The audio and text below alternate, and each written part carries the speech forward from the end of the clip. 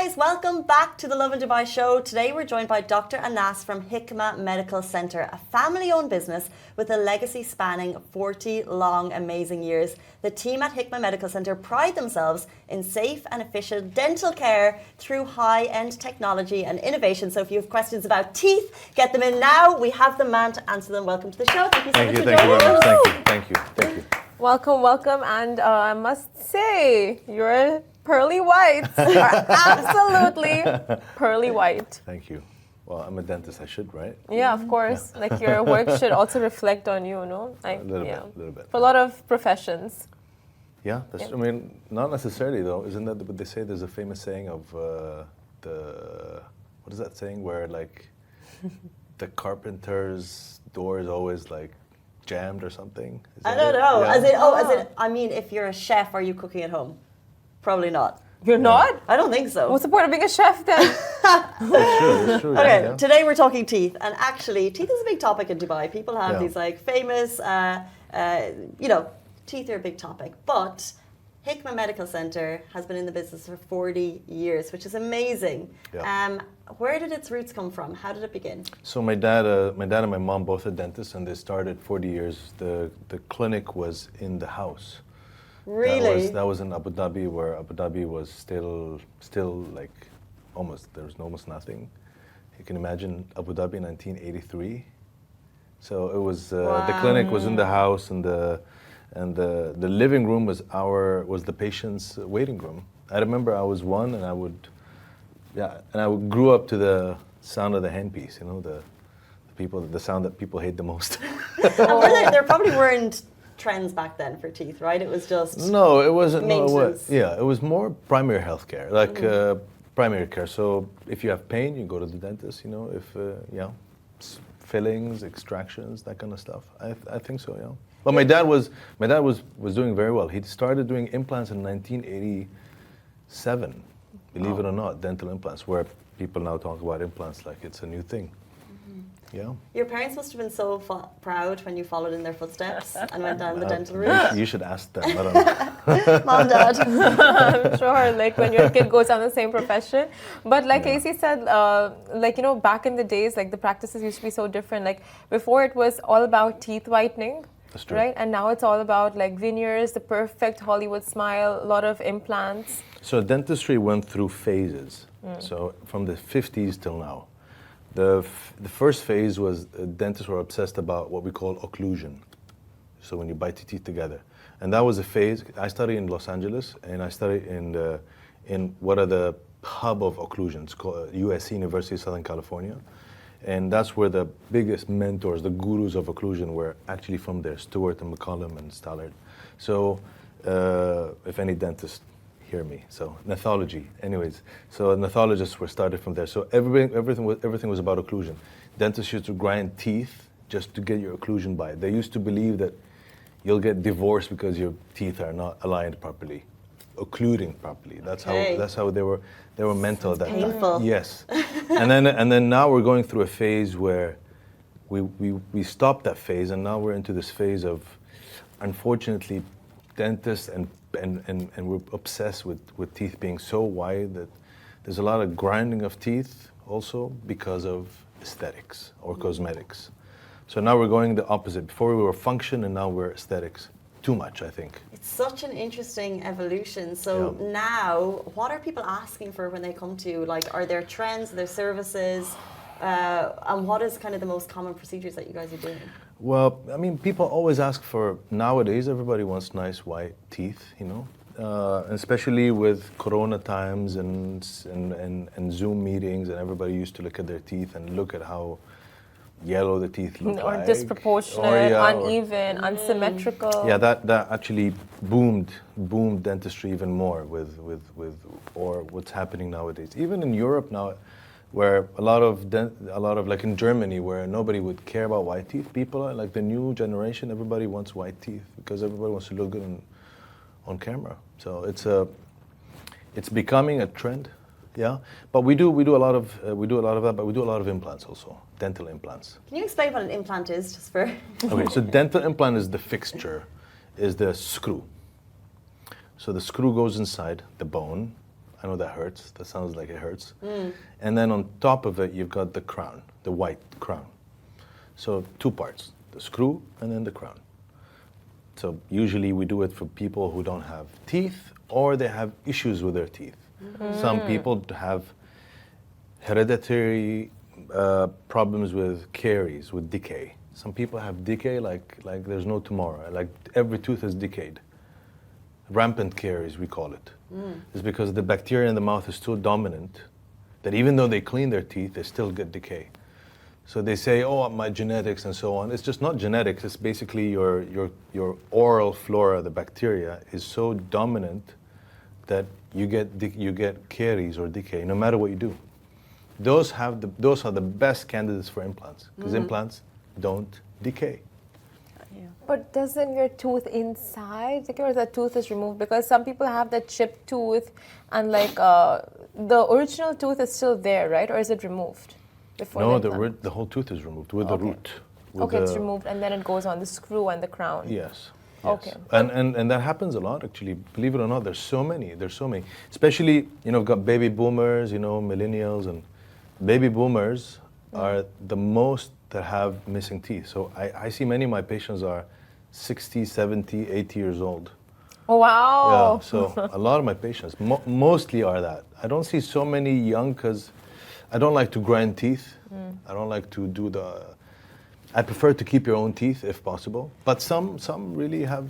Well, that would be a very interesting piece of advice for people because people are getting these veneers, but actually, in terms of long-term mouth teeth health, it might not be the best route. So, that's true. Can you share your advice on veneers and how much it might actually impact someone's mouth? This is the problem with our profession, unfortunately. Our profession is procedure-based. The more you do, the more you bill. But a lot of times, the less you do, the better. The less dentistry is the better dentistry. And unfortunately, I have to say, for people who hear me, that there are studies where actually cities where there's no dentists, those have the best health because there's no dentists. It's sad to say, but because unfortunately we create more problems sometimes, especially with and there's so many dentists now, and universities are graduating so many dentists out there that people actually sometimes grind teeth when they don't have to. So if you can avoid it, better to avoid it. But sometimes we have to do it. But that's when the best times are. And at least have an informed decision. I always say, listen, I'm going to grind the teeth, and you have to understand, whatever I grind is not going to come back. It's done. We try to do as less as possible. Now we have a lot of tools that we can do less removal. So many tools now. But still, you're adding a layer on top. So that's where you got to go see somebody who's good and who's honest. Well, you have me as a new client. Yeah. That's for sure. I mean, like the trajectory of dental care, right? From braces to Invisalign, now veneers, it's just kept evolving and evolving in such like enhanced ways each time. But what are the list of services that you guys provide down at the clinic? So anything that has to do with oral health or anything that involves dentistry, starting from pediatrics, kids, from age of 6 months or 1 year all the way to 16, and then anything that involves after that gum health, or periodontics, orthodontics, braces, Invisalign, extractions, or pathology, anything all the way to the most aesthetic or cosmetic, which is veneers. So how would you say you guys stand out compared to other clinics in the country with your services? I mean, I can always speak about myself. I'm a consultant. I'm a double certified. I did pros, perio. I'm a lab technician. And we've been in Abu Dhabi for 40 years. My dad started, my mom, and I see generations now. Like I see grandkids and grandkids. So that's nice because and my dad has always been very strict. He likes word of mouth, but it's just a matter of that we have managed to keep our patients through generations, and this is what matters to me. I love that. I love the fact that I see grandkids still. And that's where the trust is important. So you have to find somebody who's certified. You want to take your car, you want to take it to somebody who's certified in Porsche or in Mercedes, because you don't want to take it to anybody just because he's cheap or he's got a nice Instagram account. You don't want to do that. It's just it's your mouth. Being a family-owned business is clearly a big part of the identity. Do you think that's important? I mean, it's the fact that I was born with dentistry always in the house. So, I mean, that makes me more in the business all the time. So I know everything that involves dentistry. And I do teach dentists. I give a lot of courses to dentists all over the world. So I'm always in contact with dentists. And yeah, of course that helps, for sure. But there's a lot of dentists and my friends that they don't come from generations dentistry, and they're still fantastic. So it helps. So I'm a rookie with dental work. And when you go into a store, before you get cosmetics, you try it on, you get a sample. Yeah. So do you guys provide test drives for that Yes. perfect smile? Oh, for sure. This is one of the tools that made us, as I told you, to lessen the amount of grinding that we need. And as you said, like if you want to build a house, you want to see how it looks before, right? 3D Max, any of those softwares. It's the same thing now in dentistry. We have softwares that make you see how you would look. And in 2-dimensional and in 3-dimensional fashion. And then we take all this information, all this data, and then we print it out, because there's a lot of cool gadgets now, printing, milling, all this new stuff. And then we can actually try it in the mouth before we even do anything. So you can have a look of how you would look like before you even start. In 2-dimensional way, like simulations, 3-dimensional on a software, and then even take it to the real world. And then you can choose to have it more customized and... Absolutely. We can even customize now, like I can put my teeth, exactly my teeth on somebody else. And I've done it many times. Oh, so do people come in with requests like we want the Jennifer Lawrence smile, we want the Casey Fitzgerald smile from Lovin Dubai? Yeah, as long as I have the data. If I can have the data, so I need a scan of that person, then I can do it. I can absolutely do it. How do you go to a celebrity get their scan? Well, I have some scans of really like celebrities. We managed to circulate from my friend's STL. It's called STL file. It's a file that just teeth. So we can take those teeth and put them. Sometimes it fits, sometimes it doesn't. Which ones? Well, I've got Tom Cruise. Well, I don't know. Tom Cruise smile? Yeah, I know the dentist who treated Tom Cruise, my friend actually, and the technician too. Get from the females? No, female Scarlett Johansson. Oh, interesting. But like this high-end tech and innovation is crazy to me, and it's so cool like how far things have come. One thing I keep hearing about is these one-day implants and how you can That's transform smiles. Like, is that as good as it sounds? It is. No, I'm serious. It is, I'm not selling things now. We can actually place implants and put the tooth within 5 hours. Oh, so wow. you can actually come in with no teeth or with really badly destructed teeth because of decay or gum disease. The teeth are really wobbly or whatever it is. And then we can take the teeth out, place the implants, and give you teeth within 5 hours, maybe 24 hours. You can have teeth. And We're talking about removal and... No, fixed. Everything's fixed. Like you can actually chew an apple on. Like, There's people coming in with no teeth, you will give. Yeah, So all the time. I do this on a almost daily basis. Almost. Wow. So what I'm getting from this is that go into your clinic with absolutely no preconceived as in treatments that you should get a consultation, and you guys will recommend the best way to go about. Yeah.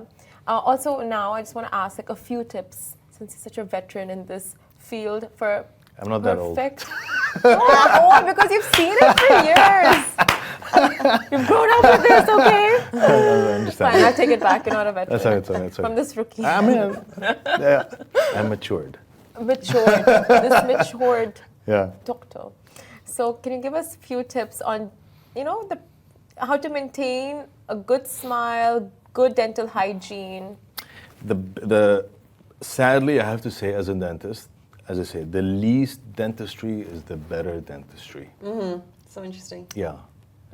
The less amount of dentistry you do is the better for you, unless it's really needed. And that's where you have to be smart enough to know, with your dentist, of course, you got to sit and understand. Like, if it's cosmetics, I have to sometimes remove. Is it really worth it or no? So if you can do the least amount, is the better, for sure. That's the number one rule. The least, the better. I would do the same thing for me, the same thing for my kids.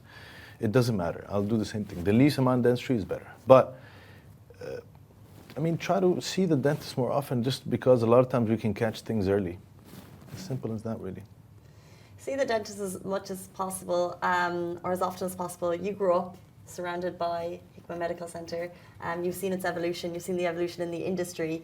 What is the legacy you hope to achieve, your family business hopes to achieve with Hikma Medical Center? I really hope to still being able to keep doing dentistry until I'm older. And I like to see... An actual vet. Exactly. I like to see families and generations come in, because that makes me... Because our work is very human. There's a lot of human interaction. I just meet you and then suddenly you're right here and I'm in. It's very up close. It's very close, yeah. Yeah. Probably us and the barbers are the ones who are that close, So I always say that to dentists. You have to be friendly and smell good and feel good, because you just met somebody and suddenly he's right, he's literally, you're invading the personal space. We are violating that every day, so. Oh yeah, you don't want a doctor with bad body odor coming. Yeah, I get that. Yeah. No. So you have like a selection of perfumes. Yeah. So interesting. I have that always in front of me. Always. So do you ask the customer, like not customer, the patient choose which perfume you want to smell today? Yeah. No, that's up to me. How can people get in touch with you? Where are you located? What's the best way to reach out if they have questions, first and foremost? Social media is maybe the better way, through mine, Anas Aloum, or through Hikma Medical Center. We're in Abu Dhabi. We've been there for 40 years, so Hikma Medical Center, that's where I'm staying at. And social media maybe is the best way. Amazing.